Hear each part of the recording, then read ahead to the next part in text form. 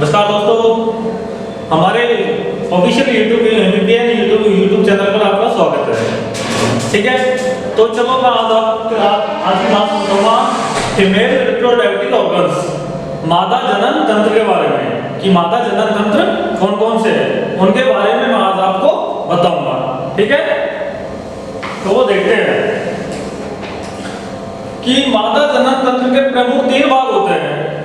मादा जनन तंत्र के प्रमुख 3 भाग होते हैं, वो कौन कौन से होते हैं वो देखो। प्राइमरी सेक्स ऑर्गन्स, दूसरा होता है रिप्रोडक्टिव ट्रैक्ट और तीसरा होता है एक्सटर्नल जेनिटल। ठीक है, अब देखते हैं कि इसमें कौन कौन से भाग होते हैं। इसके भी ये जनन तंत्र में कौन कौन से भाग होते हैं।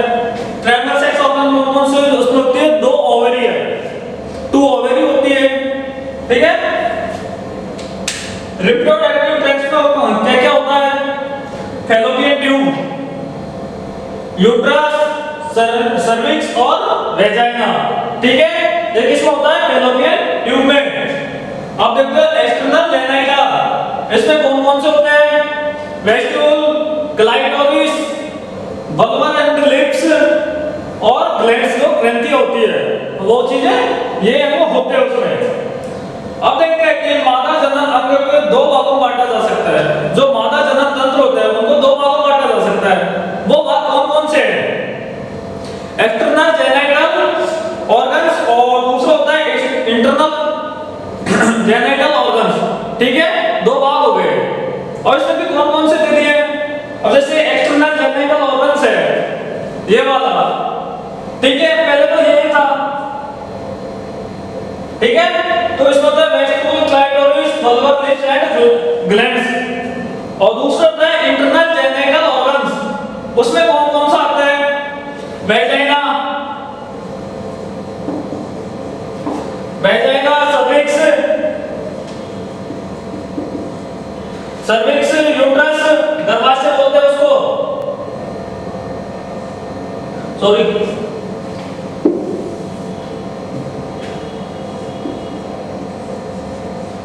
यूट्रस और फैलोपियन ट्यूब और ओवरी।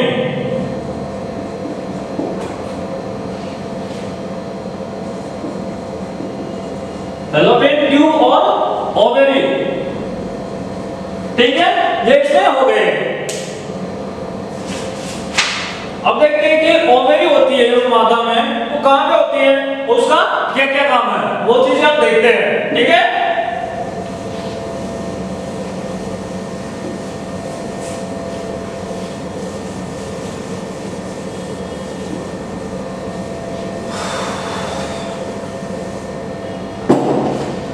कि ओवरी क्या है। ओवरी एक फीमेल रिप्रोडक्टिव सिस्टम का एक प्रमुख अंग है। ओवरी है जो एक फीमेल रिप्रोडक्टिव सिस्टम का एक प्रमुख अंग है ये। ठीक है, क्योंकि ये फीमेल गैमेट, जो फीमेल में गैमेट होता है, अंडाणु और फीमेल से sex hormone, female sex hormone कौन कौन से होते हैं, एस्ट्रोजन और प्रोजेस्टेरोन, एस्ट्रोजन एंड प्रोजेस्टेरोन। ठीक है, ये हार्मोन होते हैं, उनको बनाती है। ये कौन सा हार्मोन है, सेक्स हार्मोन।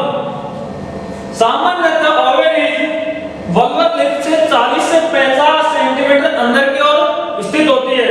जो वल्वर लिप्स होते हैं पशु के, उनसे 40 से 50 सेंटीमीटर अंदर होती है।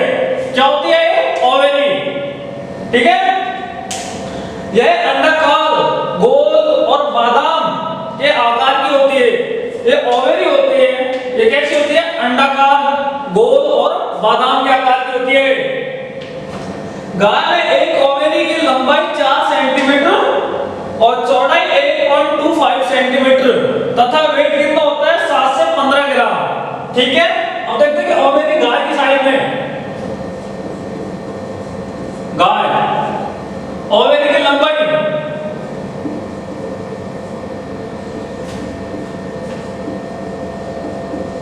लंबाई कितनी होती है, 4 सेंटीमीटर, चौड़ाई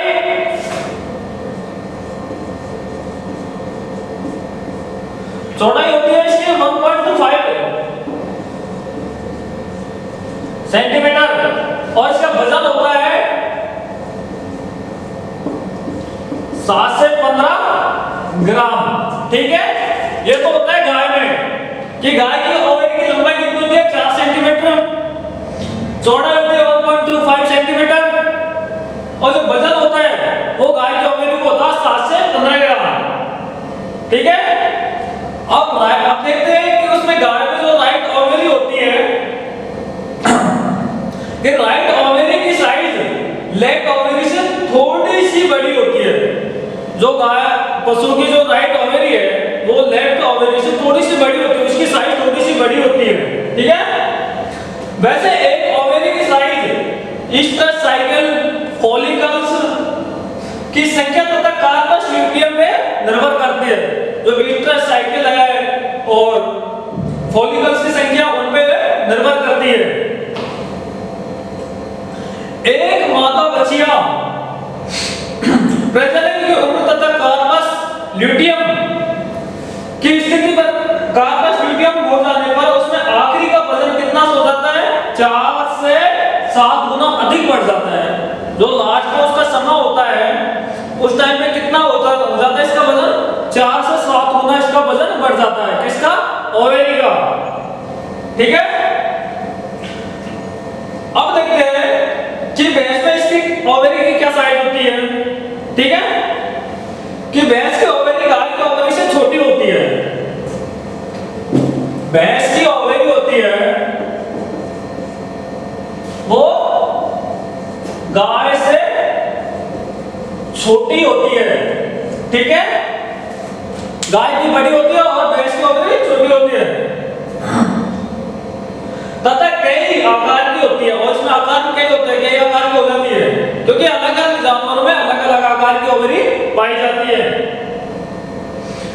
अब घोड़े में ओवरी का आकार कैसा होता है? किडनी जैसा। जो घोड़ी होती है उसमें उसका आकार कैसा होता है? ओवरी का किडनी जैसा। ठीक है, वो देखो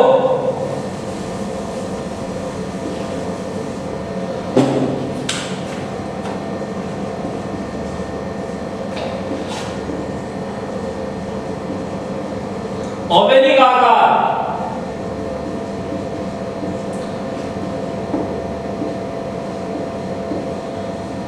किडनी जैसा। ठीक है,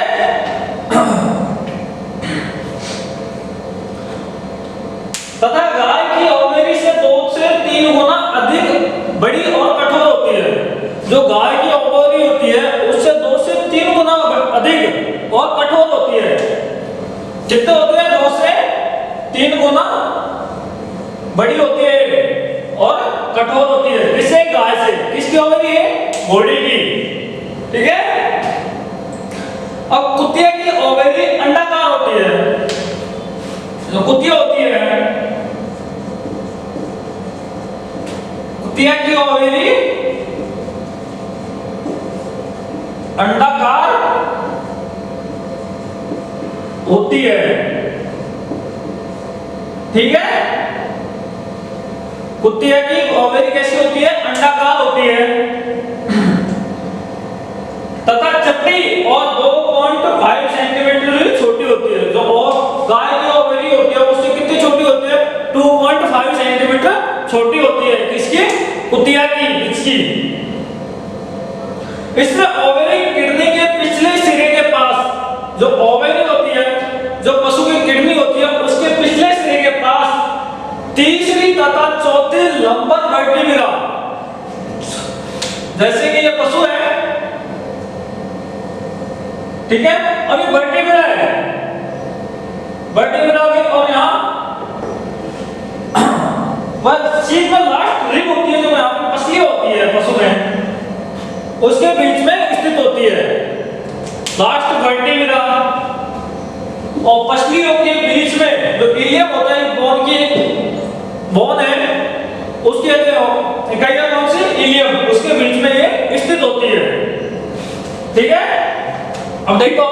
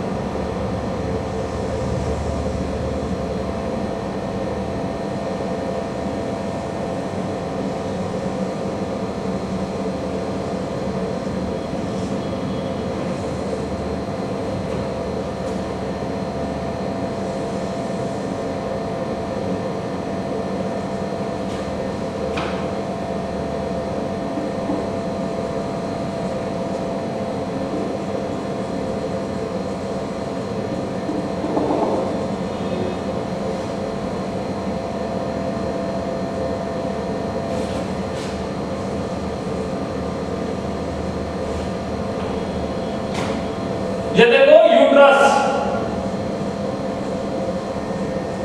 गर्भाशय,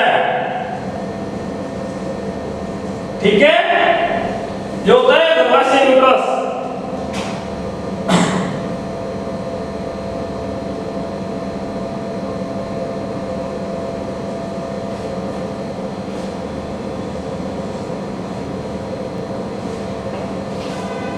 ओविडक्ट, ओविडक्ट, ये आ गई ओवेरी।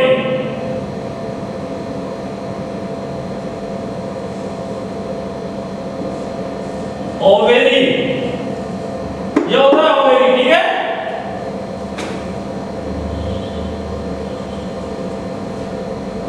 सर्विक्स,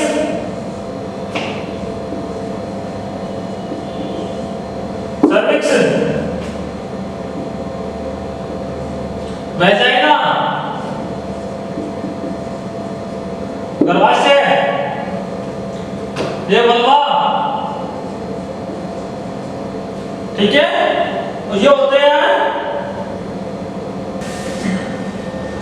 कि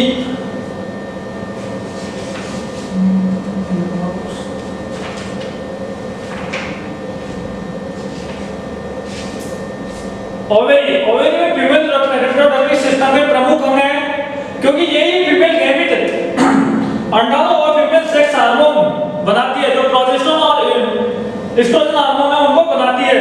सामान्यतः ओवेरी बल्बल लिप्स से 40 से 45 सेंटीमीटर, 40 से 50 सेंटीमीटर सॉरी अंदर स्थित होते हैं और पेल्विक बोन के किनारे के पास में स्थित होती है। जो पेल्विक बोन होती है उसके किनारे के पास में स्थित होती है। यह अंडाकार गोल या बादाम के आकार के होते हैं। जो अंडाकार होते हैं वो गोल और बादाम के आकार के होते हैं। गाय में एक ओवेरी की लंबाई लगभग 4 सेंटीमीटर और चौड़ाई 1.25 सेंटीमीटर तथा वजन 7 से 15 ग्राम होता है। किसका? ओवेरी का।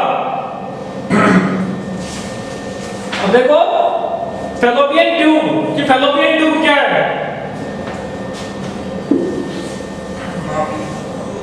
फैलोपियन ट्यूब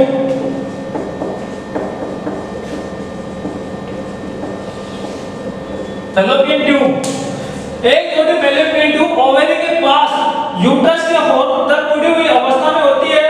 इस नली का मुख्य काम ओवुलेशन के समय ओवरी से निकले अंडाणु को ले जाना तथा वेजाइना के मार्ग से इसी समय प्रवेश करने वाले शुक्राणु को लाना।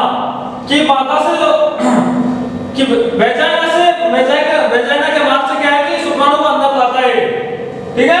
फैलोपियन ट्यूब वह स्थान है जहां ओवम व स्पर्म का मिलन होता है, फर्टिलाइजेशन होता है और भ्रूण बनने की शुरुआत होती है। जहां पे भ्रूण बनने की शुरुआती अवस्था होती है, यहां से शुरुआती भ्रूण यानी जाइगोट और फिर यूट्रस में जाता है। कि यहां से कहां जाएगा? जाइगोट, और जाइगोट से कहां जाएगा? यूट्रस यानी गर्भाशय में जाएगा और वहीं विकसित हो जाता है। फैलोपियन ट्यूब स्पर्म ओवम के फर्टिलाइजेशन के समय जरूरत मुताबिक माहौल मुहैया प्रदान कराती है। उसकी जरूरत है उसको माहौल मुहैया प्रदान कराती है। कि गाय भैंस में इसकी कितनी लंबाई होती है?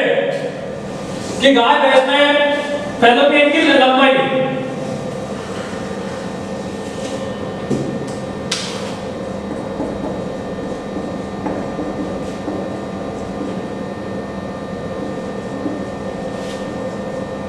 इसकी लंबाई होती है 20 से 30 सेंटीमीटर। किसकी? फैलोपियन ट्यूब की। और कुतिया में फैलोपियन ट्यूब 5 से 7 सेंटीमीटर होती है।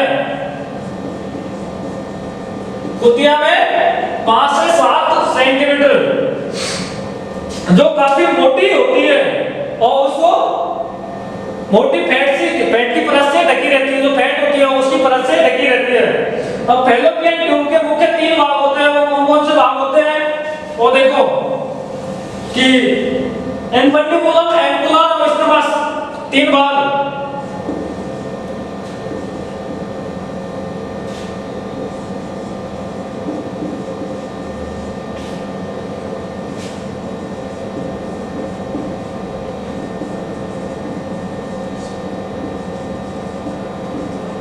स्टमस के 3 भाग होते हैं। एंकुलर स्टमस के बीच वाले भाग में ही फर्टिलाइजेशन होता है। ओवरी के पास वाला भाग चौड़ा जैसा तथा यूट्रस की ओर पतला होता है और बीच का भाग अधिक मुड़ा हुआ होता है। अब देखते हैं यूट्रस गर्भाशय।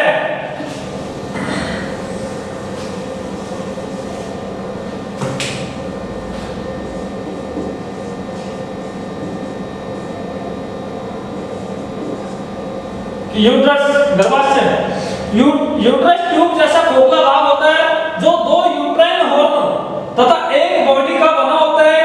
गाय भैंस में यह द्विआकार होता है। गाय भैंस में द्विआकार का इसका अगला भाग फैलोपियन ट्यूब तथा पीछे की ओर वैजाना के पास स्थित होता है। दोनों यूट्राइन हॉर्न भेड़ के सींग की तरह मुड़े होते हैं। ऐसे ये मुड़े हुए होते हैं। यूट्रस अपने दोनों तरफ पेल्विक वॉल में एब्डोमिनल वॉल से ब्रॉड लिगामेंट के जरिए जुड़ा होता है। गाय भैंस में घोड़ी में यूट्रस की लंबाई कितनी होती है? 35 से 60 सेंटीमीटर। गाय भैंस और घोड़ी में 35 से 60 सेंटीमीटर लंबाई। ठीक है। बकरी भेड़ गाय में यूट्राइन हॉर्न की लंबाई यूट्रस की कुल लंबाई का 80 से 90% भाग होता है, जबकि घोड़ी में यूट्रस की कुल लंबाई का आधी लंबाई की होती है। गाय की अपेक्षा घोड़ी में यूट्रस की कुल लंबाई की आधी लंबाई हॉर्न की होती है। उसी तरह घोड़ी में यह टी आकार का होता है। इसका यूट्रस का कैसा होता है? टी आकार का। और कुतिया में यूट्रस हॉर्न सीधा रहता है और वी आकार का होता है। कुतिया में कैसा होता है? वी आकार का। जो पशु ग्रामीण नहीं होते उसमें यूट्रस पेल्विक वॉल में पेल्विक कैविटी में स्थित होता है। इसकी सतह से ऊपर रेक्टम, यूरिनरी ब्लैडर और नीचे इंटेस्टाइन सामने की ओर स्थित होती है। इसकी सतह पर यूट्रस ऊपर छत पर पेल्विक कैविटी के ब्रॉड लिगामेंट से जुड़ा हुआ रहता है। अब देखो कि फीटल मेम्ब्रेन यूट्रस की अंदरूनी मेम्ब्रेन पर कई स्थानों पर चिपकी रहती है, जिन्हें क्या कहते हैं? कैरिंकल्स कहते हैं, जो 80 से 100 की संख्या में होते हैं तथा इन्हीं के द्वारा भ्रूण मां के शरीर से पोषण प्राप्त करता है। जो कैरिंकल्स होते हैं इनके द्वारा ही भ्रूण क्या करता है? मां के शरीर से पोषण प्रदान करता है। अलग अलग प्रजाति के पशुओं में यह अलग अलग तरह का होता है। जो अलग अलग प्रजाति के पशु है उनमें यह अलग अलग तरह का होता है। गाय भैंस बकरे में प्लेसेंटा के बटन जैसी संरचना को क्या कहते हैं? कोटाइलिडन। जो गाय भैंस की जो प्लेसेंटा होती है उसमें जो संरचना होती है ऐसे इन्हें क्या कहते हैं? कोटाइलिडन। गाय में 70 से 120 और बकरी में 88 से 96 होते हैं। बॉडी में कैसी होती है? डिफ्यूज प्रकार की होती है। बॉडी में प्लेसेंटा कैसी होती है? डिफ्यूज।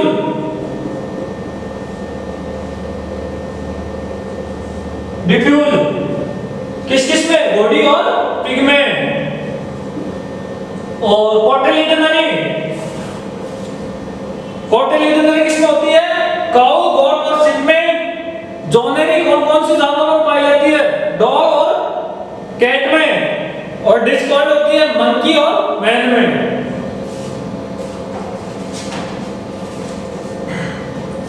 अब देखते हैं कि यूट्रस के कई महत्वपूर्ण कार्य होते हैं।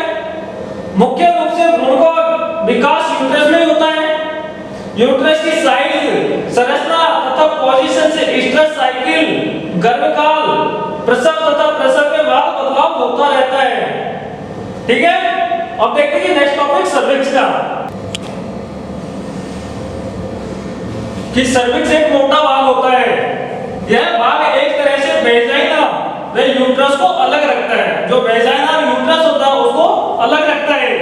इसका अगला भाग यूट्रस में इंटरनल ओस तथा पिछला भाग सर्विक्स की एक्सटर्नल ओस के रूप में घूमता है।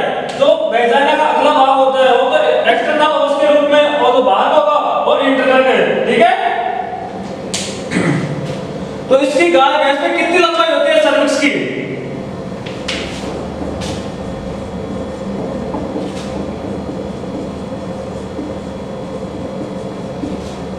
2 से 5 सेंटीमीटर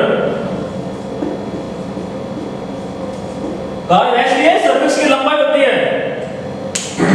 अब भैंस की सर्विक्स गाय के मुकाबले सक्रिय में छोटी होती है। जो भैंस की सर्विक्स होती है वो गाय के मुकाबले सक्रिय में छोटी होती है, यानी चौड़ाई में छोटी होती है और लंबाई में भी छोटी होती है। वो कि घोड़ी में गाय भैंस में भी छोटी होती है, जो घोड़ी होती है उसमें भी छोटी होती है। बकरी और भेड़ में गाय की सर्विक्स के बराबर होती है। जो बकरी होती है उनमें गाय भैंस की सर्विक्स गाय की सर्विक्स के बराबर होती है और भैंस में घोड़ी में छोटी होती है। इसका मुख्य कार्य यूट्रस में इंफेक्शन बनने को रोकता है। जो यूट्रस में जो इंफेक्शन होता है उनको बनने से रोकता है तथा नर मादा की मैटिंग के बाद स्पर्म को रोककर रिजर्वोयर का काम करती है। जो मादा की जो नर और मादा की मैटिंग क्रिया होती है जो उस टाइम पे स्पर्म होता है उनको रोकने का काम करती है और रोककर वो रिजर्व करती है। घोड़ी और मादा सुअरी में तो नेचुरल मैटिंग में ही नर सर्विक्स में स्पर्म छोड़ता है। जो घोड़ी और सुअरी होती है जो नेचुरल मैटिंग होती है उसमें सीमन कहां छोड़ता है वो सर्विक्स में छोड़ देता है। और सर्विक्स की म्यूकस मेम्ब्रेन भारी सपोर्टों के रूप में होती है। जो उसमें म्यूकस मेम्ब्रेन आती है वो रसला सा पदार्थ आता है, विश्रांत आता है, वो कैसा होता है भारी मात्रा में आता है वो तथा इसकी कैनाल में एक दूसरे में उभार आते हैं। जो कैनाल होती है इसकी सर्विक्स की आगे उसमें उभार आते हैं, खांचे जैसे होते हैं वो। सामान्यतः अवस्था में घोड़ी में सर्वाइकल कैनाल गाय भैंस की अपेक्षाकृत अधिक चौड़ी होती है। जो कैनाल में जो सर्विक्स में होती है वो चौड़ी होती है। अब देखते हैं वेजाइना।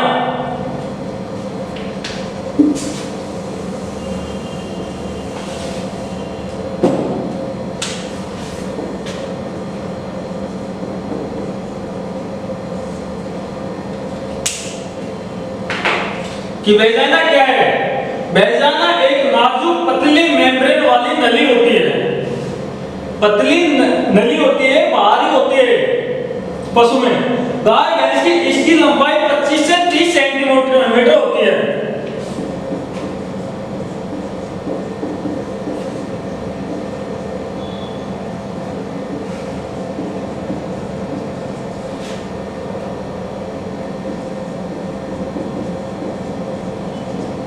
किसकी है? वेजाइना की लंबाई है गाय भैंस में और चौड़ाई 10 से 15 सेंटीमीटर।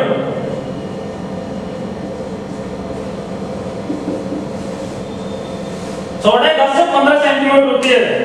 यह मादा व नर के मैटिंग अंग है। जो मादा और नर का के मैटिंग अंग है। जब जिस टाइम पे संभोग करता है उस टाइम पे यहाँ मिलान होता है तथा गर्भ के भ्रूण को गर्भाशय से बाहर निकालने में रास्ता प्रदान करती है। जो इस टाइम पे प्रसव होता है तब वो बच्चा बाहर आता है, भ्रूण बाहर आता है, तो इसी रास्ते से बाहर आता है वेजाइना के द्वारा ही। मैटिंग के दौरान गाय बकरी भेड़ में सीमन इसके अगले भाग यानी सर्विक्स के पास छोड़ा जाता है। जो वेजाइना से अगला भाग होता है सर्विक्स, वहां पे सीमन छोड़ा जाता है मिड सर्विक्स में। वेजाइना की आंतरिक म्यूकस मेम्ब्रेन चिकनी जो वेजाइना होती है उसकी आंतरिक मेम्ब्रेन होती है वो कैसी होती है? चिकनी, गुलाबी तथा भारी सलोटे के रूप में होती है। हीट के दौरान वेजाइना की कोशिकाओं से निकलने वाला पदार्थ मैटिंग में चिकनाई प्रदान करता है। जिस टाइम पे पशु हीट में आता है उस टाइम में जो पदार्थ निकलता है म्यूकस लसलसा पदार्थ आता है वो क्या है कि मैटिंग में चिकनाई प्रदान करता है और इंफेक्शन को रोकता है। अब देखते हैं बलवा।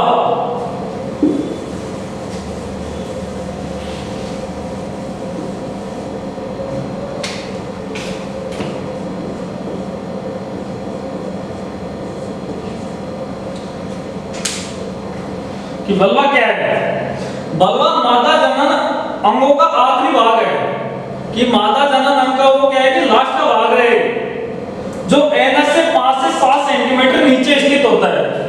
जो पशु की एनस होती है, गुदा होती है, उससे 5 से 7 सेंटीमीटर नीचे होता है ये एनस, और ये यहाँ पे होता है लास्ट का भाग। बलवा की बाहरी ओपनिंग एक खांचे के रूप में होती है। जो बाहरी ओपनिंग होती है वह एक खांचे के रूप में होती है, जो दोनों तरफ 2 लेविया से घिरी रहती है। जो दोनों तरफ 2 लेविया होते हैं, इनसे ये घिरी रहती है, वहां पे वो बल्वर लिफ्ट बोलते हैं उनको। इस तरह दोनों बल्वा 2 भागों को बना होता है। वो कौन कौन से? एक तो वेस्टिबुल और एक लेबिया। एक तो क्या होता है? वेस्टिबुल होता है और एक लेबिया होता है। घोड़ी में ये स्पष्ट हाइमन दिखाई देता है। जो घोड़ी में हाइमन दिखाई देता है यहां पे आता है,